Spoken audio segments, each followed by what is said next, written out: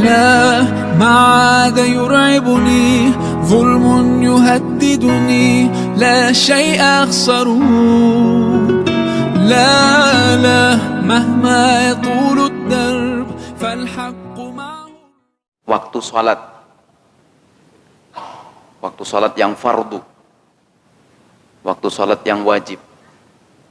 Nah, malam ini kita akan masuk ke tema-tema yang lebih luas lagi, terutama menyangkut adzan, kemudian iqamah yang sebulan yang lalu belum kita bahas. Saya mendapatkan pesan, mungkin sebelum melanjutkan, apa ada yang mau ditanyakan terkait dengan pembahasan sebulan yang lalu, bukan tahun lalu, sebulan yang lalu? Bapak Ibu, apa ada? Kalau tidak ada, kita lanjut saja. Nggak ada ya? Kita lanjut saja ya. Baik. Tema kita masih sekitar adzan dan iqamah.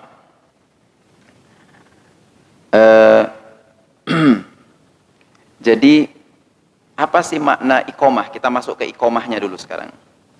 Nah, meskipun nanti juga akan tetap kita kaji tentang adzannya. Jadi makna kata dan lafal iqamah, makna iqamah hiya dzikrun makhsusun listinhadil hadirin lis-shalah. Jadi yang dimaksud iqamah adalah pengingat atau bacaan yang mengingatkan kita. Tentu saja bacaan-bacaan ini termasuk kalimah thayyibah. Makhsusun yang khusus untuk apa? Listinhadil hadirin, untuk mengajak, membangkitkan hadirin, yaitu siapapun yang mendengar, siapapun yang bisa hadir, lis-shalah, untuk mendirikan salat. Nah, jadi itu makna iqamah secara mustalahat fil fikhi. Kemudian dalil masyru'iyatihuma, yaitu tentang adzan dan iqamah. Kalau dalil dari Al-Qur'annya adalah ya ayyuhalladzina amanu idza nudiya lis-salati min yaumil jum'ati fas'au ila dzikrillahi wa dzarul bai'. Ini dalil umumnya bahwa salat itu nyatanya adalah ketika dikumandangkan adzan, dia adalah panggilan untuk melaksanakan salat itu sendiri. Surah Al-Jum'ah ayat 3. Nah, kemudian di surah Al-Maidah ayat 58, meskipun ini konteksnya lebih kepada konteks yang dipermainkan oleh orang-orang kafir. Nah, tapi dalil amnya, mafhum amnya, pemahaman secara umum, ini dalil tentang panggilan salat. Wa idza nadaitum ila shalah ittakhaduha huzwa wa la'iba. Ketika kalian dipanggil untuk salat, nah, kemudian mereka itu mempermainkan salat dengan cara mengejek. Tuh yang salat, mau salat, ayo salat lagi ini tuh. Jadi dengan cara jadi orang-orang kafir waktu itu, orang-orang musyrik waktu itu terhadap adzan yang memang adzannya itu masyru', baru disyariatkan. Nah, seperti sebulan yang lalu kita membahasnya, dia datang lewat mimpinya Abdullah. Nah, itu kemudian diketawakan, bahkan dipermainkan. Tapi surah Al-Maidah 58 ini tetap menegaskan tentang mafhum umum, pemahaman umum tentang adzan begitu. Nah, lafal iqamah seperti kita tahu bersama, Allahu Akbar, asyhadu an la ilaha illallah, asyhadu anna Muhammadar Rasulullah. Enggak usah pakai wa. Jadi asyhadu an la ilaha illallah, tidak wa asyhadu anna Muhammadar Rasul, tapi langsung asyhadu anna Muhammadar Rasulullah. Asyhadu an la ilaha illallah, asyhadu anna Muhammadar Rasulullah. Hayya 'alas salati, hayya 'alal falah. Nah, ini kadang-kadang saya mendengar, mungkin karena pingin nahwunya atau pingin diwasolkan dengan nahwu yang benar begitu, maka harus ti. Tidak boleh dibaca hayya 'alas sholatu. Karena ada ala maka harus ada ti, dibaca ti, dibaca kasroh. Hayya 'alas sholati, hayya 'alal falah. Nah, baru di sini tuh qad qamatis sholatu, qad qamatis sholah. Nah, kenapa tuh? Karena di situ fa'il dari qamat. Qad qamatis sholatu, qad qamatis sholah. Allahu akbar, la ilaha illallah. Itu lafal iqamah.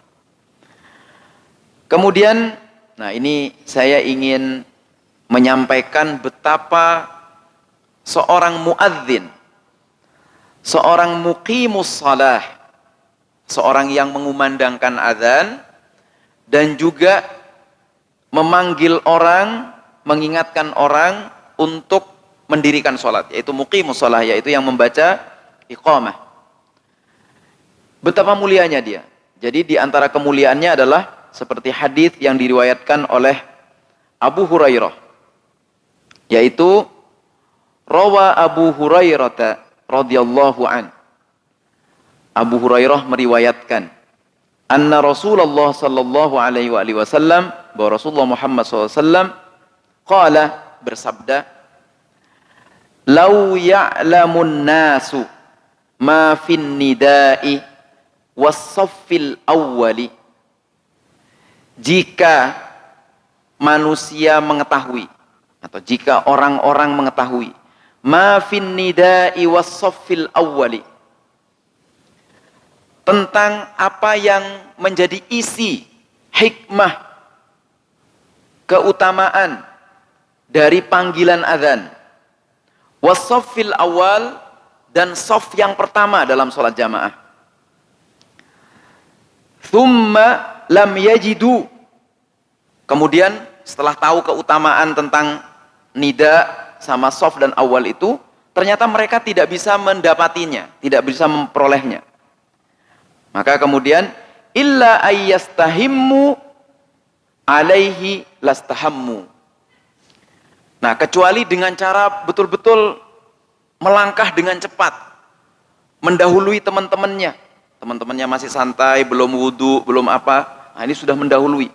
Bahkan sudah waktu adzan masuk atau baru adzan, nah, mereka sudah langsung wudu, kemudian masuk ke shaf yang pertama.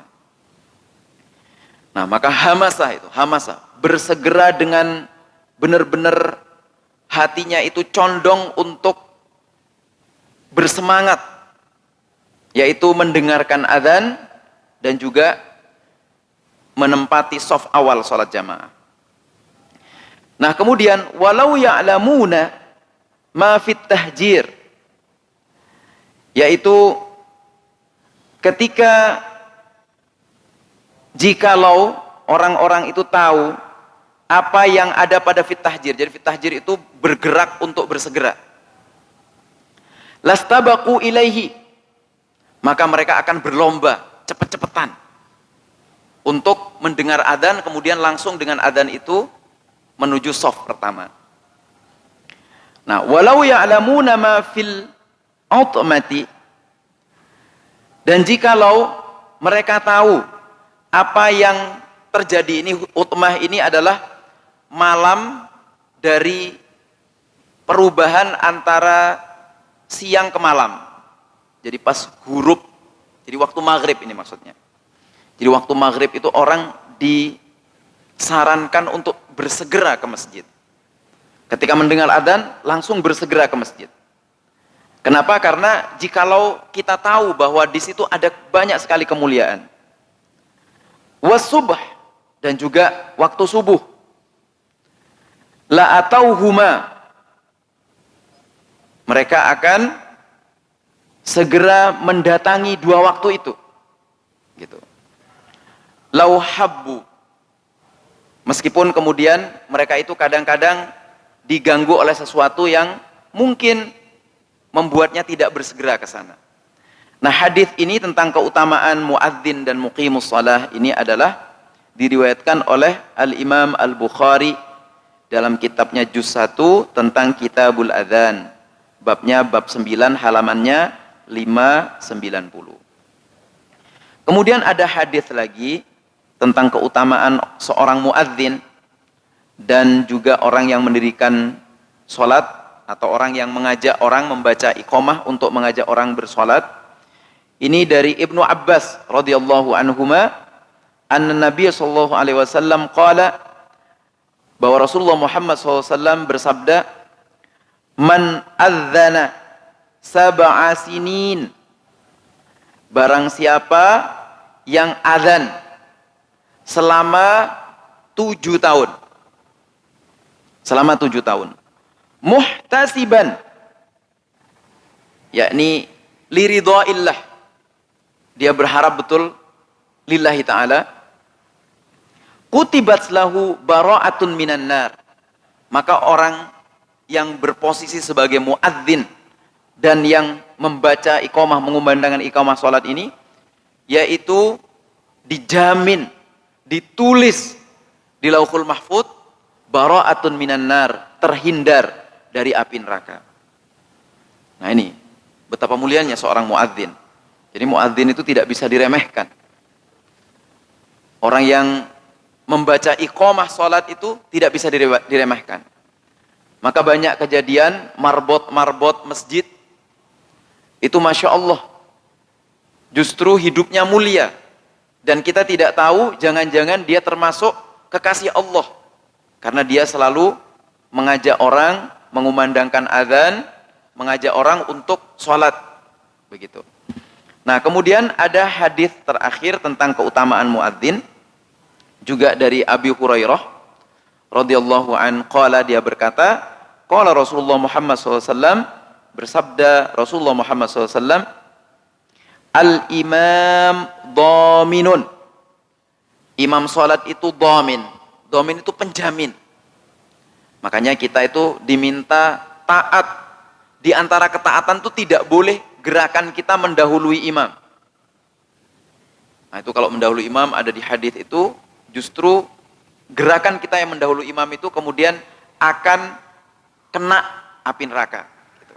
Jadi nggak boleh kita mendahului gerakan imam. Dhaminun, karena imam itu dhamin, penjamin kita. Nah, wal muadzinu, sementara muadzin, jadi muadzin di sini bukan cuman yang mengumandangkan adzan, tapi sekaligus yang mengumandangkan iqamah. Mu'taminun, orang yang harus kita percaya.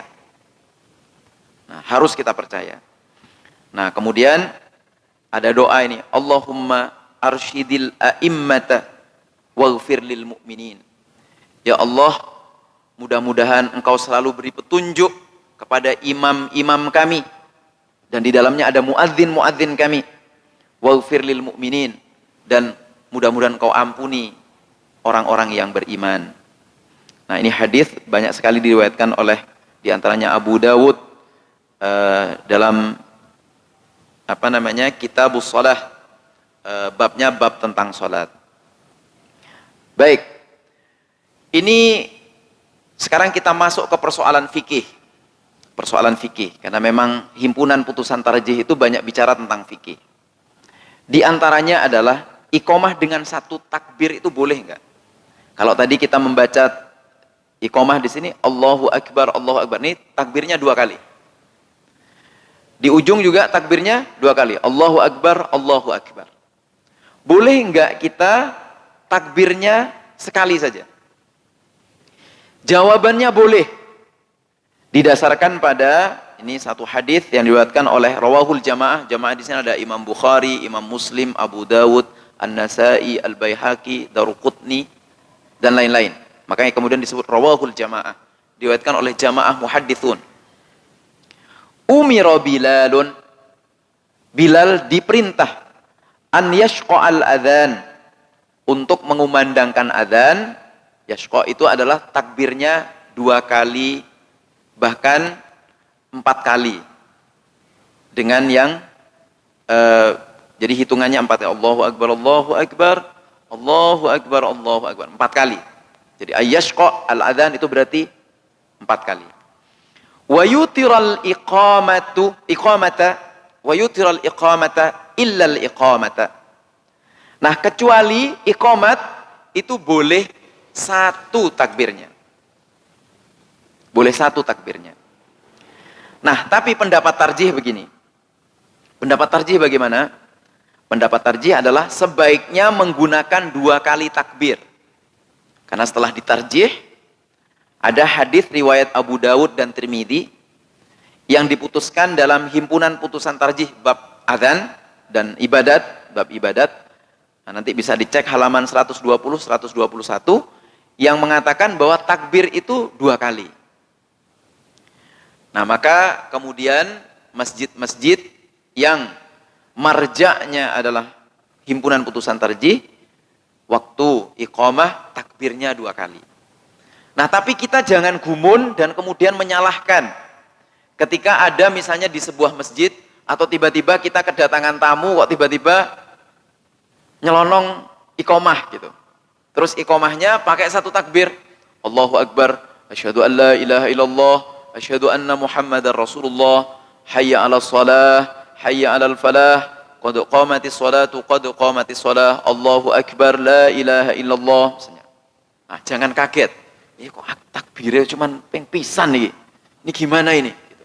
Nah, tidak apa-apa. Karena ada dalil yang rawahul jamaah tadi. Tapi tarjih Muhammadiyah berpendapat sebaiknya itu 2 kali. Diskusi tentang ini di himpunan putusan di majelis tarjih. Kenapa kita ngambil 2? Pertama memang ya hadisnya juga sama-sama sahih. Kalau ada 2 dalil yang sama-sama sahih, kemudian di masyarakat mayoritas menggunakan 2 takbir, sudah ambil yang aman saja. Jangan ambil yang kontroversial. Ambil yang aman. Toh dua-duanya derajatnya sama-sama sahih. Makanya kemudian Muhammadiyah berpendapat sebaiknya 2 kali takbir. Begitu. Bapak Ibu sekalian yang saya hormati. Nah, ini masih soal fikih. Bolehkah adzan dalam keadaan berhadas? Artinya kita belum mengambil wudu. Jadi bolehkah seseorang mengumandangkan adzan tanpa berwudu terlebih dahulu, apalagi sengaja nih. Wah, tak buru-buru nih waktunya ini. Sementara dia petugas adzan misalnya, langsung buru-buru adzan. Nah, sementara dia dalam keadaan berhadas. Jawabannya, tidak diperbolehkan seseorang mengumandangkan adzan jika dia masih berhadas, baik kecil ataupun hadas besar. Didasarkan pada hadis Nabi Muhammad SAW, an Abi Hurairah radhiyallahu an, dari Abu Hurairah radhiyallahu an, qala, dia berkata, inna Rasulullahi, ini tulisannya nyambung, ini mestinya tidak nyambung. Inna Rasulullahi sallallahu alaihi wasallam qala, bersabda Rasulullah, la yu'adzinu illa mutawaddi'un, tidak boleh beradzan kecuali orang yang berwudu. Artinya dia tidak berhadas. Dia dalam keadaan suci, baru dia boleh adzan. Gitu. Jadi kalaupun buru-buru harus tetap wudu. Gitu, harus tetap wudu. Hadis ini sahih diriwayatkan oleh At-Tirmidzi. Kemudian ada persoalan lain. Adzan pakai kaset. Gimana adzan pakai kaset? Muadzinnya tak turu-turuan aja, tidur-tiduran muadzinnya. Kemudian dia setel kaset. Alasannya begini katanya. Suara saya itu rodok pilek, rodok sedikit gitu. Sekarang ini kurang bagus suaranya. Nah, pakai kaset atau pakai CD atau kalau sekarang pakai MP3 gitu. Pakai external hard disk, kemudian dimasukkan ke entah komputer atau ke program MP3, nah baru kemudian adzan. Nah, hadis tentang keharusan seorang muadzin berwudu menjadi dalil juga tentang adzan itu tidak boleh pakai kaset atau CD. Ya mungkin orang yang adzan direkam, dia mungkin berwudu. Gitu. Nah, menurut keumuman lafadz tentang dalil seseorang ketika adzan harus berwudu, itu berarti adzannya harus real. Gak boleh backup suara. Gak boleh pakai kaset ataupun CD ataupun MP3, gak boleh. Nah, jadi dalil pertama tentang ketidakbolehan pakai kaset atau CD adalah dalil tentang adzan harus orang yang berwudu tadi. Nah, kemudian berikutnya, ketidakbolehan menggunakan kaset atau CD dalam adzan juga didasarkan pada hadis ini. An Utsman bin Abil As, dari Utsman bin Abil As radhiyallahu an, qala, dia berkata, ya Rasulullah, hai Rasulullah, ij'alni imama qaumi, jadikanlah aku imam untuk kaumku. Qala, Rasulullah kemudian bersabda, anta imamuhum, kamu itu adalah imam untuk kaummu. Waqtadi bi'at'afihim wattakhidh mu'adzinan la ya'khudhu ala adhanihi ajran. Kemudian kamu harus melindungi yang lemah-lemah. Ketika menjadi imam itu enggak boleh tidak melindungi yang lemah, harus justru baik, care sama yang lemah-lemah. Wattakhidh mu'adzinan, nah untuk urusan sholatnya kamu harus menentukan seorang muadzin. La ya'khudhu ala adhanihi ajran, yang dia adzannya itu ikhlas lillahi ta'ala. Meskipun kita itu sebagai pengelola masjid, sebagai pengelola lembaga, pengelola manajemen, ya harus paham juga bahwa muadzin meskipun dia tidak meminta ajrun, tidak meminta upah, nah kita sebaiknya yang tanpa diminta itu sudah memberikan upah. Nah, muadzinnya sendiri dia harus betul-betul ikhlas lillahi ta'ala. Nah, mengangkat muadzin ini menegaskan satu hal, yaitu bahwa muadzin itu harus betul-betul nyata dalam mengumandangkan azan, bukan diganti dengan suara backup dari kaset atau CD. Bapak Ibu sekalian yang saya hormati, nah azan harus juga dengan suara nyaring. Bagaimana kalau dengan pengeras suara? Gitu. Pengeras suara bagaimana? Iya, pengeras suara dianjurkan juga. Karena sekarang masyarakat sudah banyak sekali. Kalau dulu zaman Rasulullah Muhammad SAW, Madinah itu ya sebegitu saja, kecil. Sehingga Bilal ketika adzan naik ke gunung, lalu beliau adzan. Dan adzannya memang nyaring sekali. Makanya seperti disebut dalam hadis yang pertama ini, bahwa Abdullah yang menerima mimpi tentang adzan, disebutkan oleh Rasulullah SAW, qala Rasulullah SAW, innaha la ru'ya haqqin, insyaallah, mimpimu tentang adzan itu adalah mimpi yang benar, insyaallah. Faqum ma'a Bilal, maka ajaklah Bilal, fa'alqi alaihi, sampaikan padanya, ma ra'aita, apa yang kamu dapatkan dalam mimpimu, falyu'adzin bihi, maka kemudian adzanlah, biarkan dia adzan, yakni Bilal biarkan dia adzan. Fa innahu, karena sesungguhnya Bilal itu anda sautan minka, yaitu lebih keras, lebih nyaring suaranya dibandingkan kamu ya Abdullah. Yang diriwayatkan oleh Imam Abu Dawud juga. Nah, ini sama isinya bahwa suatul muadzin, suara muadzin yang nyaring itu bagus. Kenapa? Karena adzan itu tidak hanya untuk manusia. Nah, disebutkan di sini bahwa fa innahu la yasma'u mada sautil muadzin, bahwa tidak mendengar isi dari suara muadzin itu, apa itu? Jinnun wala insun wala syai'un. Juga mendengar apa? Dan siapa yang mendengar? Yaitu jin, manusia, dan juga jamadat wal hayawanat, makhluk-makhluk Allah yang lain mendengar. Nah, kemudian illa syahidalahu yaumal qiyamah, maka muadzin yang mengumandangkan adzan kemudian didengarkan oleh jin, oleh manusia lainnya, dan juga hayawanat, hewan-hewan sama jamadat, makhluk Allah yang lain, itu akan menjadi penyaksi bagi muadzin itu di hari kiamat nanti.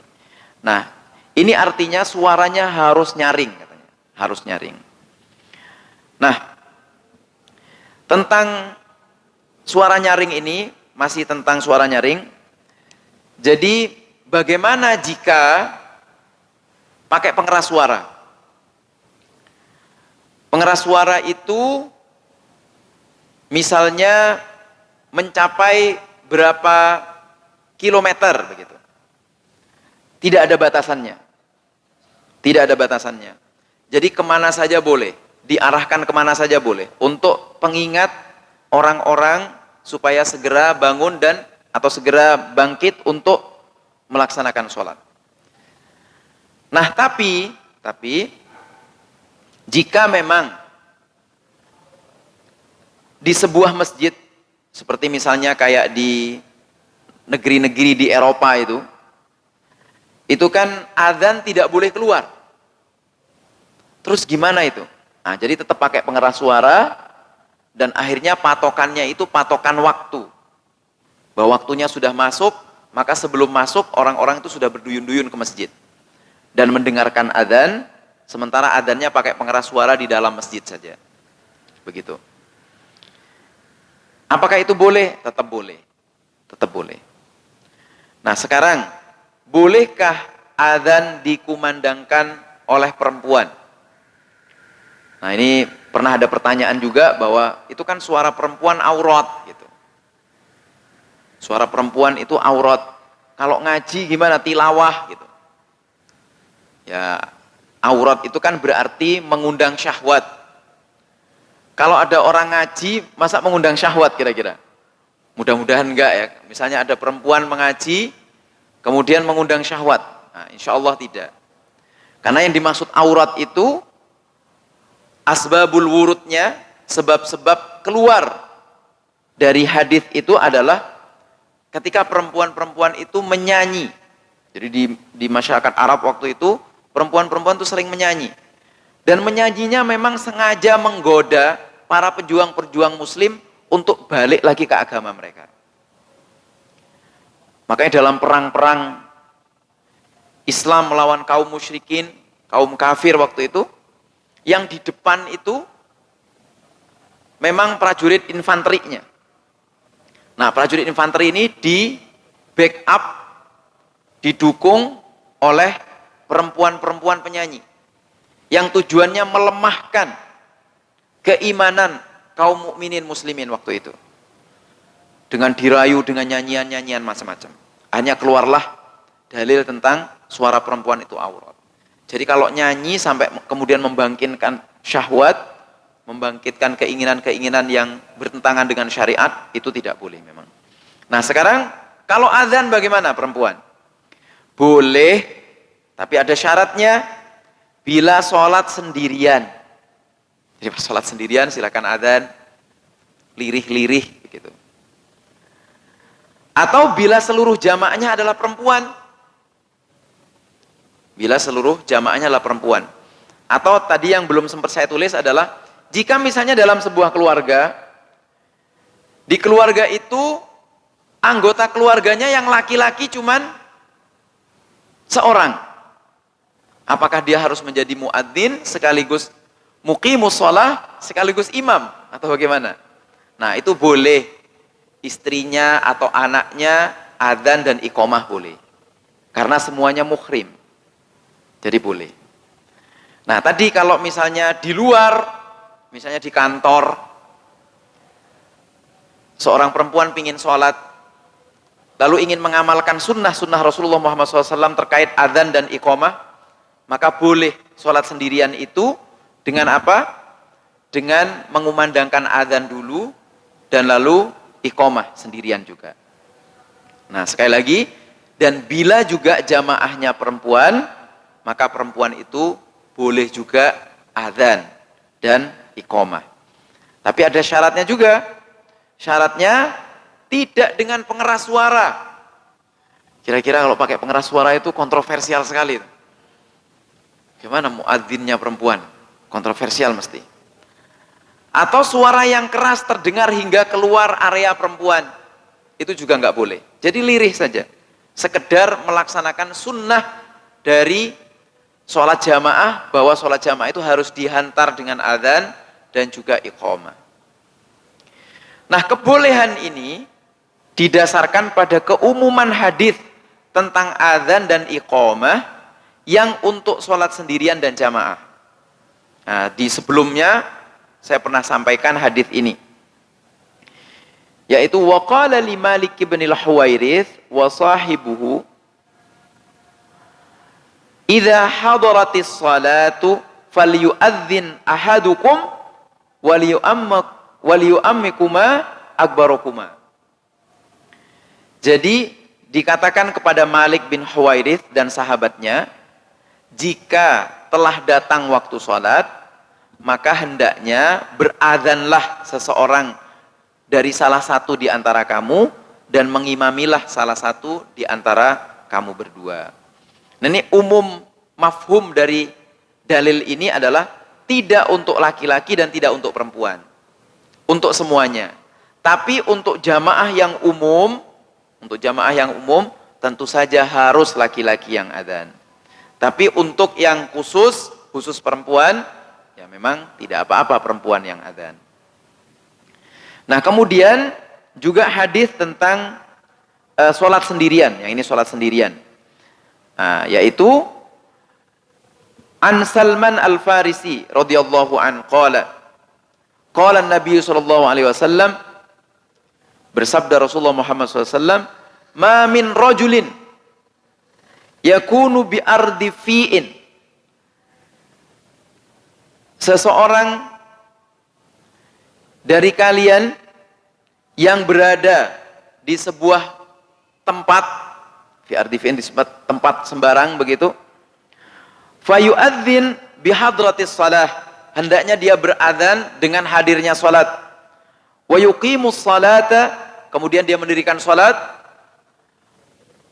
fayusalli, dan dia kemudian salat, illa saffa khalfahu minal malaikah, maka orang yang salat sendirian itu akan salat membangun shaf di belakangnya, yaitu malaikat-malaikat ma la yara, yang tidak terlihat.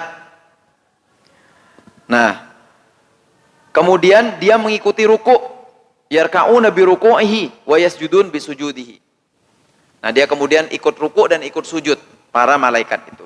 Nah, inilah jadi dalil tentang perempuan boleh adzan itu karena terkait dengan sholat jamaah dan sholat munfarid, tapi untuk sesuatu yang khusus tadi. Nah, ini doa sebelum adzan dan setelahnya.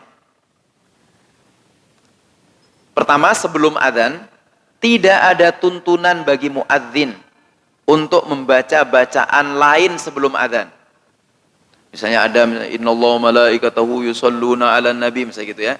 Ya ayyuhalladzina amanu shollu 'alaihi wa sallimu taslima, baru kemudian Allahu akbar, biasa gitu.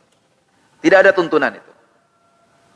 Kecuali basmalah secara pelan dengan dasar keumuman hadis tentang mengawali suatu perkara baik dengan basmalah.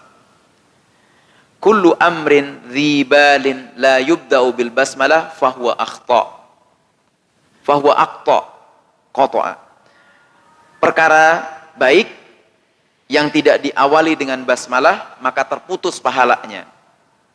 Nah, jadi supaya tidak terputus pahalanya membaca adzan, kita disunnahkan untuk membaca basmalah yang pelan tapi. Nah, bagi muadzin juga tidak ada tuntunan untuk membaca doa setelah adzan. Jadi bagi muadzin tidak ada tuntunan untuk membaca doa setelah adzan. Karena berdoa setelah adzan khususnya adalah untuk yang mendengarkan adzan. Jadi yang membaca doa adalah yang mendengarkan adzan saja.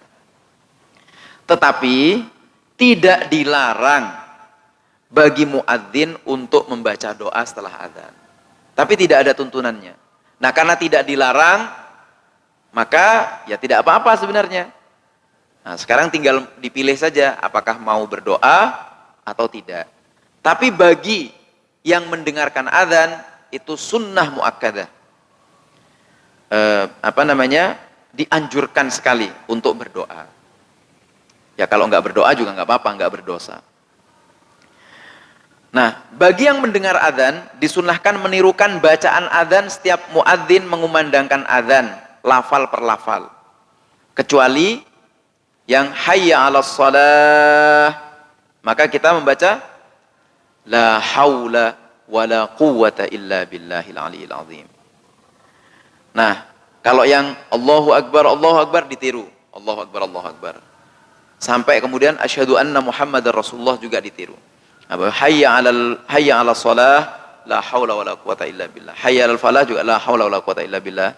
Allahu Akbar. Itu lagi la ilaha illallah. Baru kemudian membaca ini doa setelah adzan. Nah, dalilnya idza sami'tum an-nidaa faqulu mithla ma yaqul muadzin. Nah, dengan dalil ini ada juga yang mengatakan bahwa hayya 'alas shalah juga tiru saja hayya 'alas shalah. Bukan la haula wala quwata illa billahil azim, tapi tiru saja hayya 'alas shalah. Hayya 'alal falah, hayya 'alal falah. Dengan keumuman hadis ini, idza sami'tum an-nida faqulu, maka katakan mithla ma yaqul muadzin, seperti yang disampaikan muadzin. Muttafaq alaih, rawahu Bukhari Muslim. Nah, ini doa setelah adzan. Jadi Allahumma rabb hadhihi ad-da'wati tammah was salatil qa'imah ati Muhammadanil wasilata wal fadilah wa ba'athul maqamal mahmudan alladhi wa'adta. Nah, kemudian halas lahu syafaati yaumal qiyamah. Jadi tidak ada apa? Tambahan wa darajatar rafi'ah. Tidak ada tambahan itu. Jadi cukup wa ba'athul maqamal mahmudan alladhi wa'adta. Nah, jadi kan ati Muhammadanil wasilata wal fadilah wad darajatar rafi'ah. Nah, biasanya gitu. Nah, itu tidak ada tuntunannya. Nah, kemudian wa ba'athul maqamal mahmudanil ladzi wa'adta halat lahu syafaati yaumal qiyamah. Sampai situ. Terus ada riwayat dari Imam Al-Baihaqi menyebutkan tambahan innaka la tukhliful mi'ad. Itu juga boleh. Meskipun kata tarjih ya cukup yang ini saja. Enggak usah ditambah innaka la tukhliful mi'ad juga enggak apa-apa. Tapi kalau mau ditambah innaka la tukhliful mi'ad juga tidak masalah. Nah, ini mendengar adzan ketika rapat atau kuliah gimana sebaiknya? Nah, sebaiknya ketika dapat dilakukan langsung melaksanakan sholat tentu lebih baik. Jadi kalau pas lagi rapat adzan atau lagi kuliah adzan, kemudian dosennya, oke, kita jeda dulu ya, kita sholat. Nah, bagus. Pimpinan rapatnya juga mengatakan begitu, kita jeda dulu, kita sholat, juga nggak masalah. Tetapi juga perlu mempertimbangkan aspek lain. Sejauh tidak mengorbankan pelaksanaan sholat, maka sholat masih dapat ditunda hingga akhir perkuliahan atau rapat. Misalnya ada kuliah, mulainya jam 1, selesainya jam 3.15. Adzan jam 3 misalnya. Ya sudah, nggak apa-apa, lanjut saja kuliahnya, daripada ditunda nanti malah kacau situasinya. Jadi 3.15 selesai, maka kemudian sama-sama ke masjid gitu. Gimana muadzin tidak pakai kopiah? Ini kalau di kampung-kampung misalnya muadzin harus pakai kopiah. Kalau nggak pakai kopiah, nggak sah katanya. Nah, muadzin tidak pakai kopiah tidak mempengaruhi sah dan tidaknya bacaan kumandang adzannya. Nah, dalilnya adalah dari surah ini dari hadis ini. Ya bani Adam khudhu zinatakum inda kulli masjidin. Bukan hadis, ini ayat Al-Qur'an. Ya bani Adam khudhu zinatakum inda kulli masjidin wa kulu washrabu wa la tusyrifu innahu la yuhibbul musrifin. Jadi ke masjid itu cuman yang terbaik aja gitu. Pas sekali waktunya. Alhamdulillahirabbil alamin, mudah-mudahan banyak manfaatnya. Hadanallahu wa iyyakum wal afu minkum. Wassalamualaikum warahmatullahi wabarakatuh.